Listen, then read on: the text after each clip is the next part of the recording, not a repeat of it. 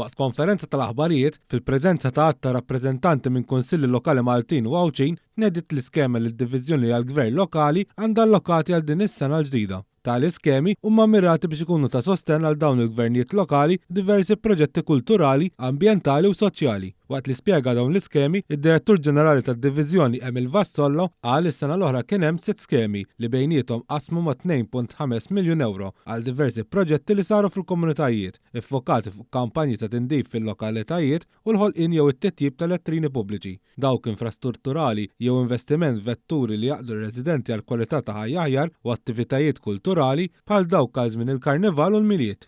Għandek ħafna skemi oħrajn idejat iktar mill-iskemi, għax l-iskemi mhumiex magħluqin huma mfasslin b'mod li l-kunsilli lokali li għażlu x'iridu jagħmlu bil-fondi addizzjonali fil-lokalitajiet tagħhom. Is-Segretarju Parlamentari għall-Gvern Lokali Alison Zerafa Ċivelli qalet li l-Kunsilli huma dawk li joqtu l-ħajja tan-nies b'mod pożittiv, anke jkunu ta' għajnuna u sostenn għall-lokalità kollha. Qalet kif il-Gvern ikompli jemmen fil-Kunsilli Lokali u għalhekk li se jkomplu jsostnu jgħinuhom biex ikomplu jwettqu bl-aħjar mod ix-xogħol li jagħmlu. Permezz ta' dan l-investiment se jaraw li l-ħolm li jkollhom il-Kunsilli iwettquhom bl-aħjar mod. Għaldaqstant mill-ġdid, il-Gvern qed jinvesti f'ammont sostanzjali fl-iskema ta' finanzjament tal-komunitajiet aktar b'saħħithom u ta' kwalità għax jemmen bisħieħ fil-benesseri tas-soċjetà, fl-għajnuna lil familji vulnerabbli u fil-bżonn ta' aktar spazji miftuħa u ta' rikreazzjoni fost oħrajn. Se nkunu qegħdin nipprovdu 3 miljuni oħra lil kunsilli lokali sabiex il-proġetti li huma jixtiequ jagħmlu iwettquhom sabiex ikunu ir-residenti